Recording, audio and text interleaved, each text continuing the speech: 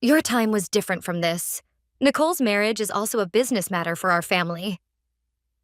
The star of the day, Nicole, was dressed in a pure white gown from a famous brand, radiating happiness at its peak.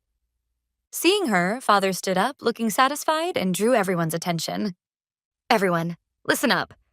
We want to celebrate Nicole and her wonderful fiancé, Ryan, and give them a special gift from us. Mother casually brought out a beautifully decorated wooden box. Nicole, congratulations on your marriage. As our family's pride, we are giving you our villa in Hawaii.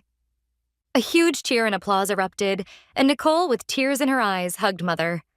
Father took a heavy key from the box and placed it in Nicole's hand. At that moment, Ryan, Nicole's fiancé standing beside her, stepped forward.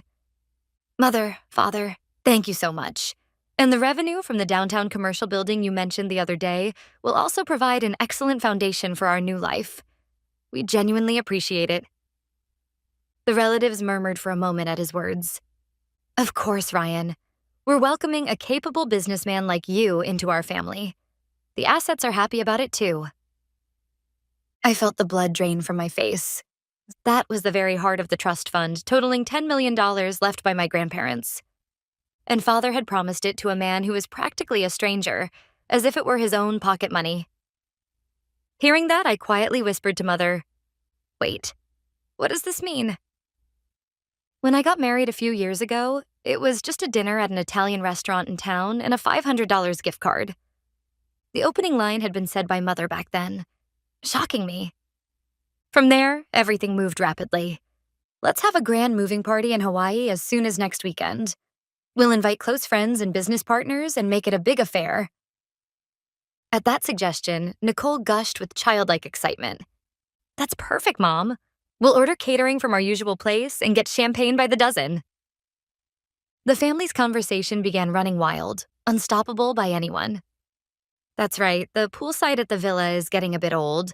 Why don't we take this chance to renovate it with marble? Nicole said, and Mother clapped her hands as if she had been waiting for this moment. What a great idea, Nicole.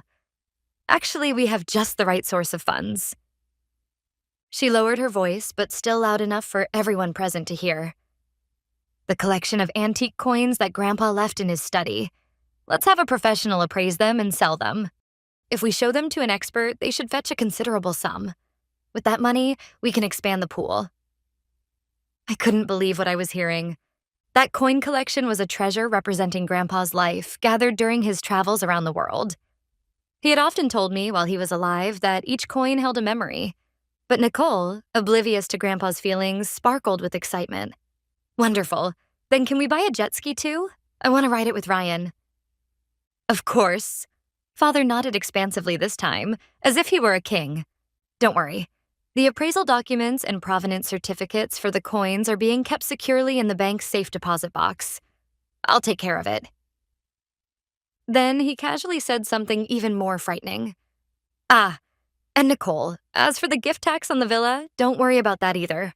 I've already told the accountant to pay it out of the trust's reserve funds. Diverting trust funds intended for future generations to pay for personal taxes is a clear illegal act. They saw the assets Grandpa left for future generations only as a convenient wallet to satisfy their own desires. I just silently listened as the family's reckless plan was spoken of, as if it were already a fait accompli. I recalled word for word the certified mail I had sent to Father 3 months ago. It stated that the real estate portfolio, worth a total of $10 million including the Hawaii villa, would be fully transferred to me on my 30th birthday under the trust. It was a highly procedural and legally binding document prepared by my attorney. Father, having received this letter directly from the postman, barged into my home that night in a rage. Kelly, is this some kind of joke? What do you mean by hiring a lawyer against your own father? When I calmly said, This is a legal process, don't get emotional, Father became even more furious. I don't want to hear any lectures from you. Then, ignoring my attempts to stop him, he tore the envelope containing that important certified mail to shreds right in front of me and threw it into the fireplace. Do you understand now? Your silly fantasies mean nothing to me. I was the only one in the family who was enjoying the party, who knew that it was my 30th birthday. While Nicole and Ryan were talking dreamily about their life in the new vacation home, I was quietly staring at the screen of my smartphone under the table. The moment the digital clock changed from 11:59 to 12 o'clock, the first to react was my smartphone. The sender was the law firm acting as the trust administrator. Important or official notice, notification of the completion of formal transfer of trust management rights. Almost at the same time I opened that email, Father's smartphone began to vibrate in his pocket. As I glanced at his face while he looked at the screen, I could see the color drain from it instantly. The email he received was also from the law firm. Important official notice regarding change of trust administrator. That brief sentence ruthlessly informed him that all his authority had been stripped away. What? Is this? Is this some kind of mistake? Father muttered in disbelief. Just a few seconds later, Mother's smartphone on the table began to chime with a notification. Displayed on it was an automatic alert from the real estate management company in Hawaii. Notice of security system update. The access codes for your Hawaii villa have been automatically updated as of noon today due to a change in the master administrator. The old codes are now invalid. After reading that sentence, Mother's cheerful smile completely disappeared. Honey, what does this mean? The code of the villa has changed on its own? He just alternated staring at his smartphone screen and my face, as if he were looking at something incredulous. Mother's anxious voice stopped the cheerful buzz in the solarium. Father was pale and finally squeezed out his words. Kelly, is it your work? Explain what the hell you mean. I quietly got up from my chair and declared clearly so that everyone there could hear it. I will tell you today, at noon, I am the sole and rightful administrator of the $10 million trust bequeathed by my grandparents. After a moment of silence, the whole room was filled with a roar that seemed to be beyond comprehension. I can hear the whispers of my relatives. Mother approached me in a trembling voice. What are you talking about, Kelly? We gave that villa to Nicole. In response to that hysterical voice, I calmly replied, No, to be precise, Mom didn't have the authority to gift that asset in the first place. What? A villa in Hawaii, a commercial building downtown, and Grandpa's antique coin collection. All of them are my own. All of them are official trust assets listed in the trust agreement. I operated my smartphone and displayed on the screen the list of trust assets that the lawyer had sent me the other day. Then I held it up right in front of Mother. Please look at this list. Ever since our grandparents passed away, the ownership of these assets has not belonged to us as individuals, but to the trust itself, which has a legal entity. And today, all authority to manage this trust has been transferred to me. Mother was struck dumb when she saw the list of assets on the screen and the corporate name written below. Owner, Coastal Properties Trust. What she had believed she had given to her daughter as gifts were not actually hers. It seemed that this cruel reality had only just begun to register in Mother's understanding. My declaration completely froze the atmosphere in the room. The silence was broken by Nicole's fiancé, Ryan, who had been quietly observing the situation until now. He no longer wore the smile of a good-natured young man. With the sharp eyes of a businessman, he stared directly at me. Wait, Kelly, this is not what we agreed on. Earlier, your father promised to distribute the income from the downtown commercial building for our living expenses. What happens to that promise? His tone had long since abandoned any pretense of politeness. I turned to him and spoke firmly. That promise has no legal significance. As clearly stated in Article 12 of the Trust's rulebook, all income generated from the trust shall only be used for the maintenance and enhancement of the trust assets and may under no circumstances be distributed to any individual for personal gain. The confidence quickly drained from Ryan's face. I continued. In other words, the $500,000 in annual profits generated by that building will continue to be entirely accumulated in the trust. Not a single dollar will go to you or Nicole. Those words struck a fuse of anger in Nicole. That's a lie. You're just saying whatever you want. Nicole shouted, grabbed her smartphone, and slammed it down on the table. Just watch. I'll log into the security app for the villa and prove to you that it's still ours. She opened the app with practiced ease and typed in her password. But the next moment, a merciless red error message appeared on the screen. Access denied. User privileges unavailable. What? I can't get in. Why? I quietly told my panicking sister the truth. That's what I told you, Nicole. The administrator has changed. As of noon today, the security management of all trust assets, including the villa, has been transferred to me. All access rights have been reset, and issuing new access keys requires my formal approval and mine alone. She had been completely locked out of the place she thought of as her home. The reality finally seemed to shatter Nicole's mind. She slumped weakly in her chair, still clutching her smartphone. As she stood speechless in shock, my own phone quietly signaled an incoming call. Seeing the name displayed on the screen, I knew that this timing was no coincidence. I pressed the call button, switched to speakerphone, and answered the call. "Is this Kelly? This is Thompson, the appraiser. Do you have a moment to talk right now?" He has been one of the most trusted experts in the family, responsible for managing and appraising the antique coin collection for over 30 years, going back to Grandpa's generation. "Yes, Mr. Thompson, that's fine. Everyone is listening." As I spoke, I could see Father's face stiffen. "That's good. Actually, I just received official notice from the law firm that you have become the new trustee as of today. I sincerely congratulate you.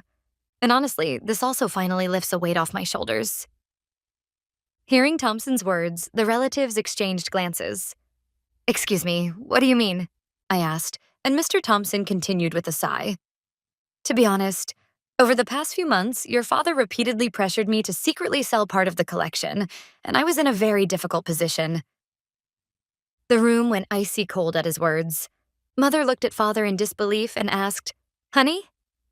"Your father said he needed the funds to cover losses from his own stock investments. In particular, he called just yesterday, asking me to sell the most valuable piece in the collection, the 1804 silver dollar, to a private collector he knows, even at half the market price." The 1804 silver dollar. It is the centerpiece of the collection, a museum-quality piece said to be worth no less than $2 million. And Father was trying to secretly sell it, and at an unfairly low price, just to cover his personal losses. Of course, I've always insisted that I couldn't do such a thing without going through the proper trust procedures. But wow, that was a close call. Kelly, I'm really glad you became the administrator. The collection has been protected. Mr. Thompson's final words perfectly exposed, in front of the entire family, the embezzlement Father had been attempting. Father, pale as a sheet, could no longer utter a single word. Our relatives shot him looks filled with a mix of contempt and disappointment. I quietly, yet mercilessly, delivered the final blow to my completely cornered father. When I addressed him, his shoulders twitched. "Earlier, you said that the gift tax for the villa for Nicole would be paid from the trust's reserve funds, correct?" I continued calmly, as if reading a passage from a financial report prepared by the law firm. "The current market valuation of that villa in Hawaii is approximately $3.5 million. According to state law, the gift tax imposed when transferring real estate of this amount is estimated to be at least $500,000. $500,000? A relative gasped. "You, Father, intended to withdraw this huge sum of $500,000 from the trust account and use it to pay Nicole's individual taxes. That's right, isn't it?" I looked directly into Father's eyes and asked him plainly. However, this is no longer a matter of mere mismanagement. Under trust law, a trustee's act of diverting trust assets for personal gain clearly constitutes embezzlement in the course of duty. This is a serious criminal act that can carry a prison sentence of up to 10 years. I could see each legal term I spoke wrapping around Father like a heavy chain. He had no idea just how dangerous a bridge he was trying to cross, or the legal risks involved. The family assets he had thought of as his own were, in reality, bound by strict law and entirely different from what he imagined. And now, the fact that he had come dangerously close to breaking that law was finally being thrust in front of him. With no strength left, Father slumped into a nearby chair. As he fell completely silent and everyone lost their words, Mother, who had been dazed until then, suddenly shouted sharply, "Wait!" It was as if she had suddenly remembered something. She pointed at me with trembling fingers. "I remember. Before Grandfather passed away, he was looking at the trust documents and said, 'These assets should be used above all for the family's happiness and welfare.' It should have been written in the contract, too." At Mother's words, the relatives who had been awkwardly silent murmured, "Oh." My aunt also began to agree with Mother, saying, "Come to think of it, I feel like I heard something like that too. Emboldened, Mother began to speak rapidly, as if a dam had broken. Nicole's marriage is the greatest happiness for this family. Her building a new home and finding happiness with Ryan, who has social standing, contributes to the welfare of the entire family. Therefore, this villa should be given to Nicole. It perfectly aligns with the purpose of the trust. For a moment, the atmosphere almost swayed in Mother's favor, but I remained completely unfazed. That clause certainly exists, but that's not the point here. I operated my smartphone, opened the PDF file of the trust agreement that I had scanned in advance, and displayed the relevant page on the TV monitor so that everyone could see it. There, just as Mother had said, a sentence was highlighted. Article 3, Purpose of the Trust. The primary purpose of this trust is to enhance the happiness and welfare of the beneficiaries, who are family members. The important part is what comes next. When I operated the remote, the highlighted section moved to the next paragraph. However, the use of the assets shall be conducted in a manner that does not compromise the long-term value of the trust as a whole, and it is an absolute requirement that it be fair to all beneficiaries, including both current and future generations. I pointed to the monitor and began a calm explanation. Giving a $3.5 million villa, which accounts for more than 1/3 of the total assets, to a specific beneficiary, Nicole, for free. This is a serious injustice to the other beneficiaries, including myself and any children born in the future. This is a clear violation of the rules. I continued pressing the point. Furthermore, if the villa is gifted, we will permanently lose the annual rental income of about $80,000 that it could generate.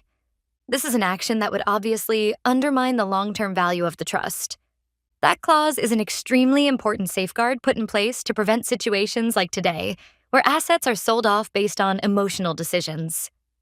Faced with my perfect legal explanation, Mother murmured helplessly, "No, that can't be," and collapsed on the spot. It was the moment when the last glimmer of hope was completely cut off by unassailable logic. As Father remained completely silent and the sunroom filled with a heavy atmosphere, Nicole's fiancé Ryan stood up, his face contorted with anger. He had now stopped acting like a member of this family and confronted Nicole, exposing his hostility openly. "Nicole, what on earth is going on? This isn't what we talked about," Nicole sobbed, answering in a faint, trembling voice. I didn't know it would turn out like this." "Didn't know doesn't cut it. Your father promised me a stable income from a commercial building. And that Hawaiian villa, it's not just any house. If I put that up as collateral, I could have secured loans worth millions of dollars for new business investments." What came out of Ryan's mouth wasn't words of love, but cold financial calculation. No expected income, no collateral value. And on top of that, your father is practically a criminal. Marrying into this family would be nothing but a stain on my career. Ryan handed Nicole an ultimatum. "I'm sorry, but I need to reconsider this marriage. No, let's call it off entirely." After saying that, he walked briskly out of the sunroom, not sparing anyone another glance. Nicole crumpled to the floor, covering her face, overwhelmed with the ultimate humiliation, having her fiancé break off the engagement in front of her family for money. Seeing her daughter in such a pitiful state, Mother finally snapped, approaching me with a crazed expression. "This is all your fault. You schemed all of this, didn't you?" She grabbed my arm and shouted hysterically, "How could you do something so cruel? You ruined my daughter's happy marriage out of your jealousy. You devil!" Her furious voice echoed through the room. "Because of you, Nicole's life is completely ruined." I quietly shook off Mother's hand as she grabbed my arm. Then I looked straight into her tear-filled eyes and with just one word, told her the truth. "It wasn't me who messed up Nicole's life. It's your own responsibility, Nicole, for choosing a man who can only judge things by money." At those words, Mother gasped and stood frozen. Holding Nicole, who was sobbing after being abandoned by her fiancé, Mother seemed unwilling to give up, shouting as if entrusting her last hope. "What about the moving party next week? I've already sent invitations to close friends and executives at Ryan's company. We can't cancel it now." If only that party could happen, maybe something could still be salvaged. Her desperation was evident. "The party is canceled." At my concise words, Mother looked entirely unbelieving. "Why? How am I supposed to explain this to the guests? Explain it however you like, but physically holding the party is impossible. I explained the reason calmly, yet clearly enough for anyone to understand. First of all, the house we're moving to isn't Nicole's, so it's obvious, isn't it? That single statement became the final stake, signaling the end of all plans. The house we were supposed to give as a gift belongs to neither me nor Nicole, so she can't move out. It was a logic so simple and cruel that there was no room for argument. It seemed I no longer even had the energy to refute it. The relatives, witnessing this devastating collapse of the family, stood frozen, unsure of what to do. But eventually, one by one, they awkwardly stood up and left, as if fleeing. The sunroom, once so lively, fell silent in an instant, leaving only the half-eaten food and my family, crushed by despair. Father had been sitting on the sofa, staring into empty space, and eventually, in a frail voice like that of an old man, he muttered to me, "You, in just one day, completely destroyed this family." At that accusation, I quietly shook my head. "No, Dad, it wasn't me who destroyed it." I looked straight into Father's eyes and said clearly, "The ones who destroyed this family were unmet promises and pretensions beyond our means." I did not dwell on sentimentality. I pulled out my smartphone right there and called Mr. Thompson, the appraiser who had given me such excellent assistance earlier. "Mr. Thompson, it's Kelly. Thank you so much for earlier." From the speakerphone, his calm voice came through. "No, I just did what was natural. So, is there anything else I can do for you?" "Yes. As the official trustee, your first task is to begin an immediate assessment of the current state of the antique coin collection. Then conduct an urgent audit to ensure that all assets are properly secured, starting as soon as tomorrow. The costs will be covered by the trust." "Understood.